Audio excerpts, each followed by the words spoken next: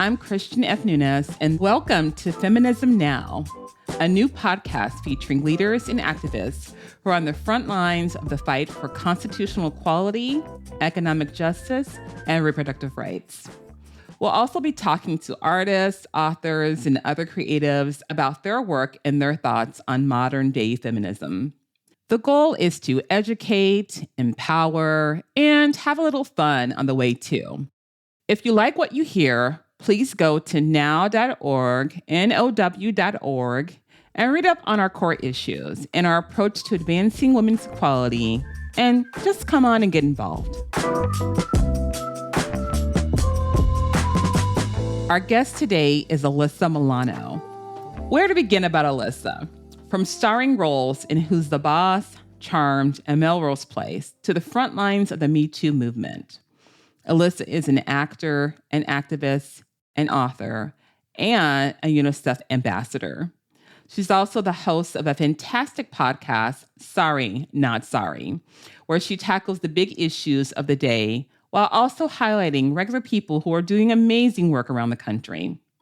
I can also tell you that Alyssa is just a nice, approachable human being, and I'm so glad you agreed to come on the show. Hi, Alyssa. How are you doing? Hi, I'm so well. Thank you so much for having me. I'm very excited to be here to speak with you. Absolutely. So we kind of were having a little backdoor conversation before we got started about just everything that's happening right now and everything that's going on. And you're so involved in so many different things, you know, with your own podcast, your book, the movement work you're doing. How are you seeming to manage everything? How are you staying on top of, you know, all of the different aspects of your life? And why is it so important that you're involved in all these different projects and aspects and movements? I don't know if I'm equipped to actually say that I'm managing. I can tell you that I have a very hard time saying no, especially when it has to do with helping people or raising awareness or taking trips on behalf of UNICEF or whatever it is. And I can also tell you the other thing that has helped me personally is that I have given up the quest to try to find balance. I don't think there is such a thing as balance. I think what has worked for me is a constant reminder to be present and in the moment and do the best I can do with what is right in front of me in that moment. I think that's a fantastic answer, Alyssa, because I think oftentimes we always are searching for this sense of like balance, and we hear about self-care and giving to ourselves. And sometimes I think people feel like they fail in this area, right? They feel like they fail on giving self-care and balance because we have this notion of what we think that looks like and it's supposed to look like. But what you just described is what we call mindfulness. And that is being present and being right in that moment and acknowledging and accepting what you have to give and being okay giving what you have to give. Yes, trying to walk through life with as much grace as humanly possible. Mm-hmm. We'll adhere to grace for ourselves because we all need it. Absolutely. We really do. And I don't think it comes naturally all the time. Well, let's talk about some of these roles and then how you even are able to give grace to yourself, but also to other people. One of the things you mentioned before is that you use your platform as a celebrity to amplify the importance of issues in the voices of other people. Can you tell us more about that? And how do you use your platform to do that? I would say the moment that I knew that this was going to be a big part of my life, I was very young. I was 15 years old. And I became friends with a boy named Ryan White, who, for anyone who isn't as old as I am, Ryan White was a young teenager who had HIV, and his school basically kicked him out because this was a time when HIV was stigmatized, and the government was, of course, running on fear and fear mongering. And the school superintendent made it known that he had HIV and that he could potentially give it to other students, which now, of course, we know you can't get HIV from casual contact. And of course, Ryan knew that at the time, but that was not the narrative at the time. And so he and I became friends. And through that friendship and how it evolved, he then asked me if I would kiss him on TV to prove that you can't get HIV from casual contact. And so I did. I went on the Phil Donahue show. That's how long ago this was. And I kissed Ryan White on television and realized from that experience a few things. One is that my celebrity only really had meaning or purpose if I was using my voice to affect positive change, or as I call it now, sharing the mic with people who are on the front lines doing the really gut-wrenching, soulful work that is so personal, but also that I was not going to be able to please everyone, and that there were going to be, we call them now trolls, but at that time, when there was no social media, I got lots of hate mail and death threats, and nobody invited me to the prom because they said that I had HIV. And so I never knew a time with my activism where some form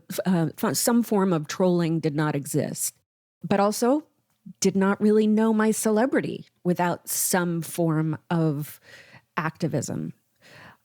So I think that was the defining moment in my life where I knew that this was going to be part of my life. Well, first of all, thank you for sharing that story, because I tell you, I never knew that story about, and I'm a Alyssa Milano fan. Growing up. I have to tell you, I still get choked up telling that story. Because he just meant so much to my life. So every time I repeat it, I feel like I'm giving him a hat tip, right? Just a tip of the hat to say, thank you for being courageous, Ryan. Thank you for changing the world. And I think citizen activists are the people who change the world.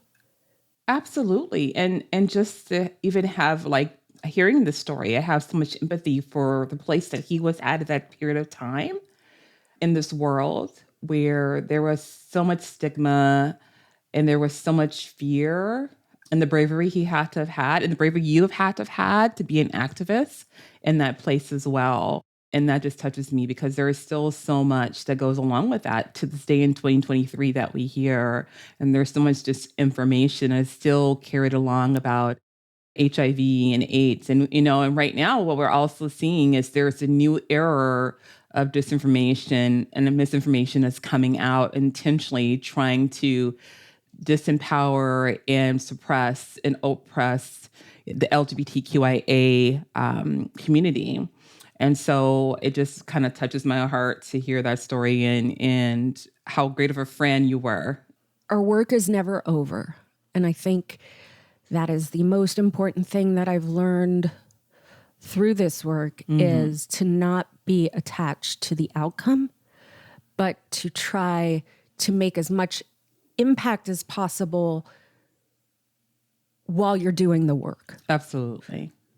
Absolutely. I think about Alice Paul introducing the Equal Rights Amendment, and she came so close to seeing it published in the Constitution in her lifetime, but she didn't get to see it. That doesn't mean she didn't firmly change the way in which we talk about equality and gender equality. And so I've sort of looked at that and I've been like, you know what? It's not, because I think any activist or anyone who does this movement work will tell you there's not a lot of wins. Right. So you can't be dependent on the outcome, because if that's what you're looking for fulfillment, it's not going to happen. So what fulfills you along the way about this work that is sustainable, where you don't burn out? And I know you know this better than anyone. But it's something we all teach ourselves. And to me, I have to focus on being purpose-driven, not outcome-driven. And that's what I remind myself. It's like, and process-driven. Yes, very much process-driven. I'm huge on process. Because those are the things that really kind of keep us focused on, like you said, not always expecting a win, but knowing what our purpose is and the process we're going to take to try to get there, right? And it has to be intent and it has to be authentic. For sure. Mm-hmm. For sure. And that's where I find our work very contradictory with the lawmakers that we have to deal with daily in order to get shit done. Mm-hmm. And there are many that do function with a certain level of integrity, but there are some that have lost that along the way. And I think that that's what is so frustrating, but part of any movement. So we have to keep progressing and moving forward. That's all we can do. Right. I think we're in a really exciting time for some issues. I think we're in a really weird time for some issues. So climate, I think that we're on the precipice of not being able to ignore that something needs to be done and something needs to be done quickly. Mm-hmm. I'm always excited and challenged by the feminist movement and women's equality and bodily autonomy and all of the things that we need to accomplish. So I think this is a very interesting time to be alive. Clearly, so many issues, all of the issues are at stake. And since I've taken over, been leading now the last 3 years. I don't not say taken over, but leading. That's kind of where I've been guiding our strategy, is making sure that we're doing it from an approach of an intersectional feminist approach, because you cannot truly address one issue without addressing the other. So it's better to look at an intersectional approach than try to do siloed equality work, which is really truly just another form of like injustice, right? Like if we're saying, oh, well, my silo is better than your silo, then really you're saying I want injustice in some ways for you and not for me. So we can't really do that. We have to make sure that we are looking at it from a holistic intersectional approach where we're acknowledging everybody's struggle and the need for everybody's just. I have a theory about that, about the silo in our silos in our movement.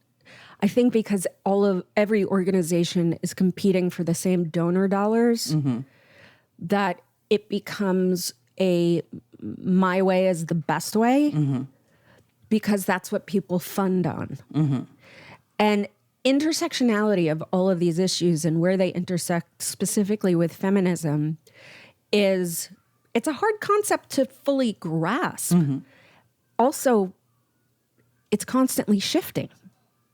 So as soon as you figure out, or as soon as you think you have a handle on it, I think it shifts. So you have to be able to assimilate what you've learned with where the movement is going and be flexible.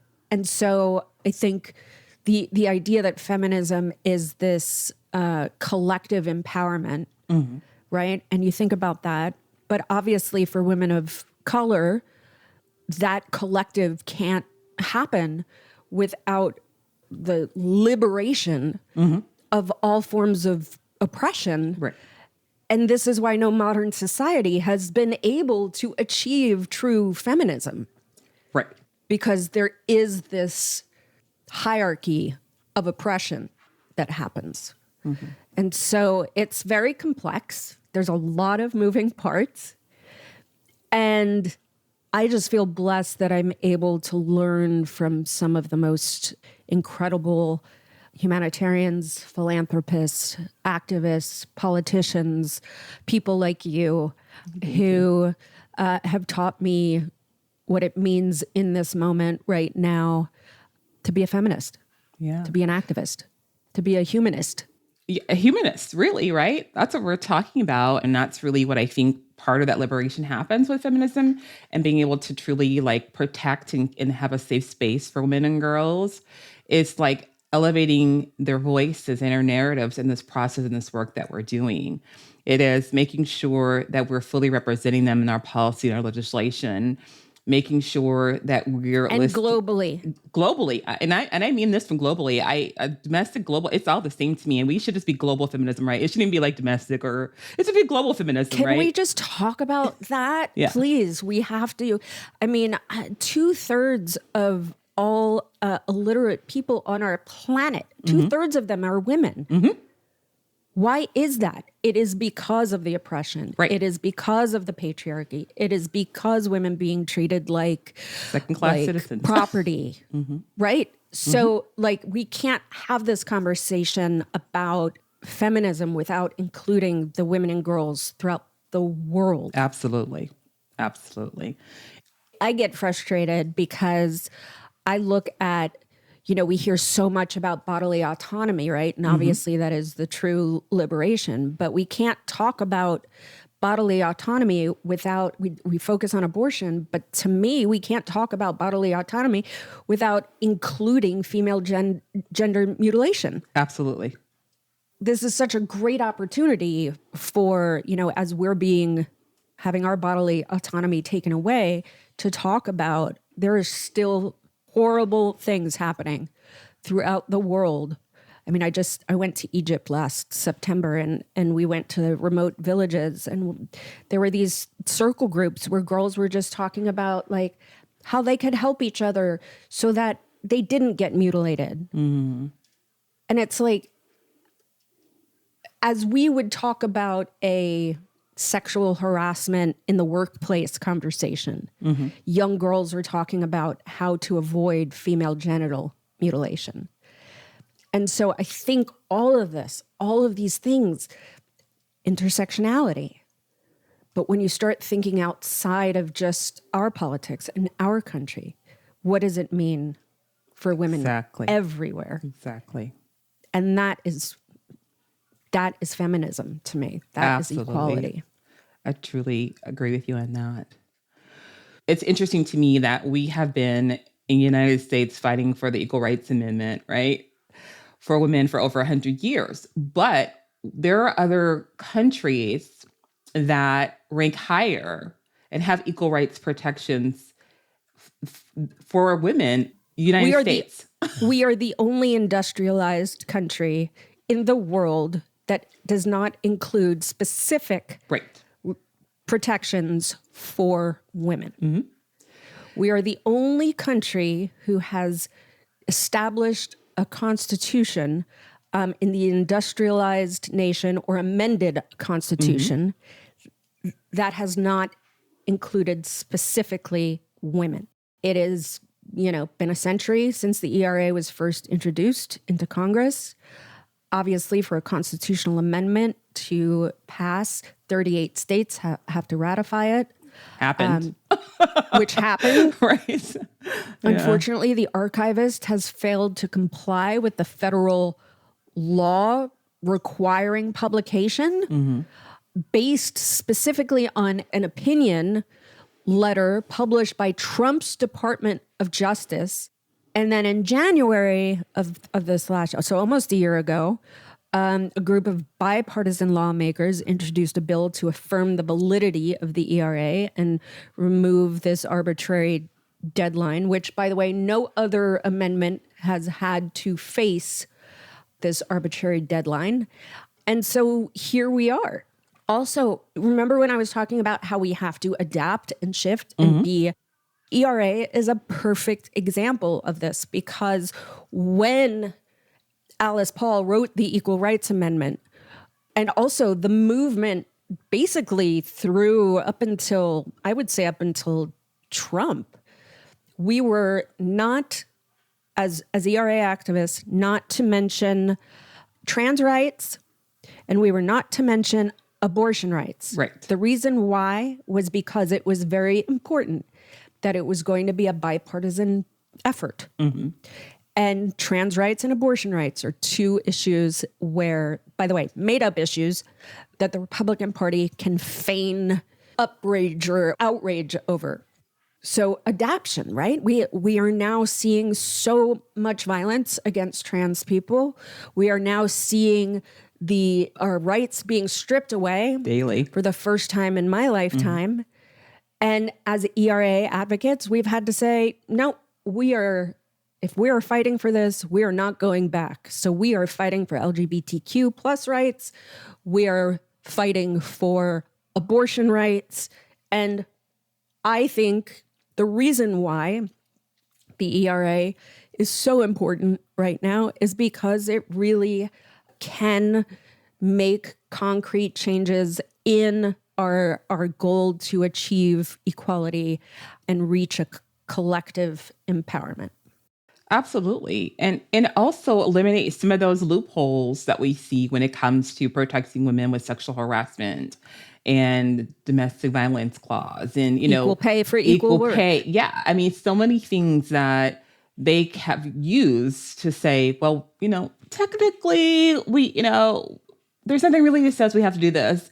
They can no longer use those as their scapegoats when we have this fully enshrined into our Constitution.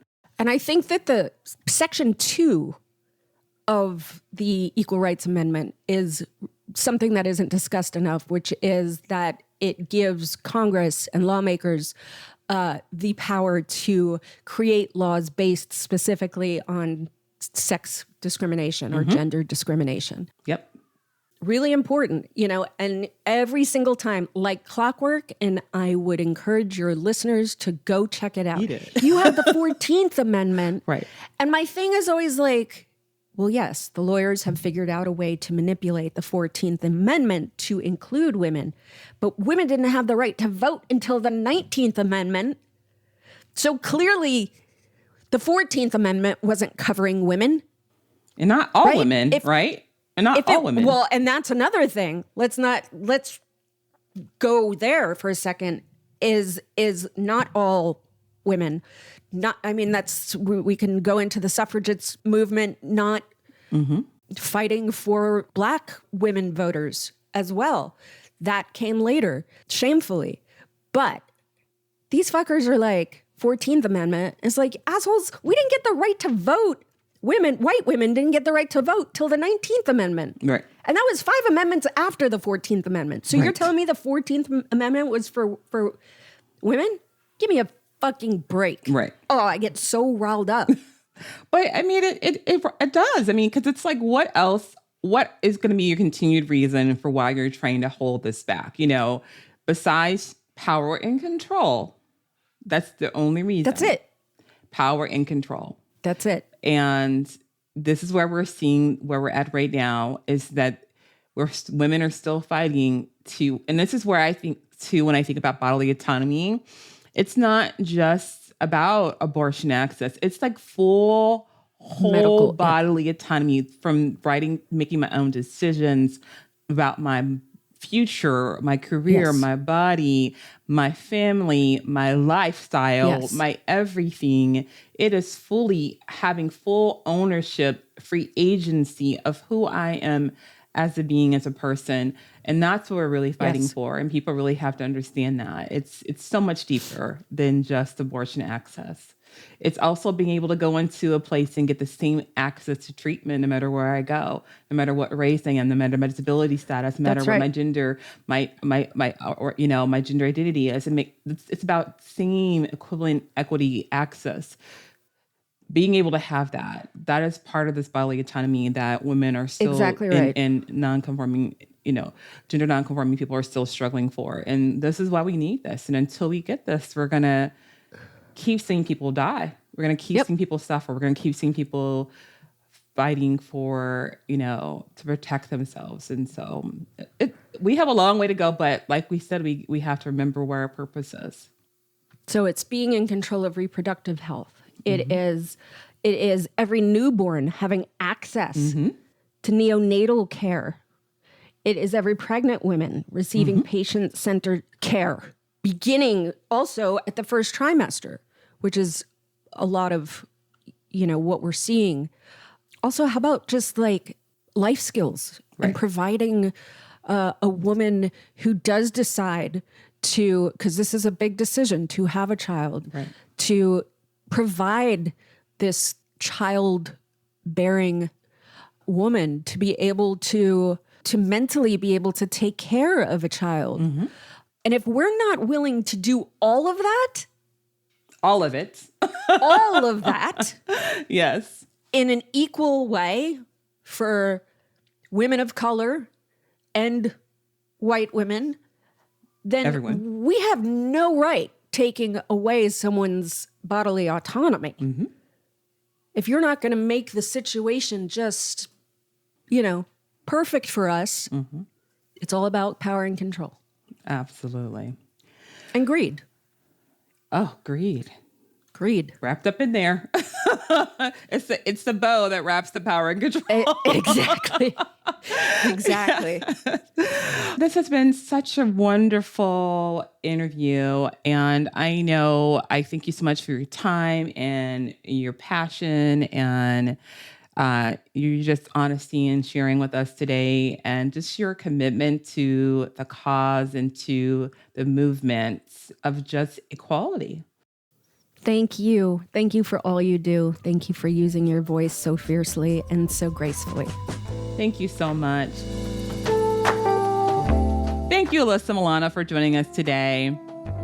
We want to hear from you all, so please email us at feminismnow@now.org and go to now.org to learn more about how you can become involved in our issues. We look forward to seeing you in 2 weeks.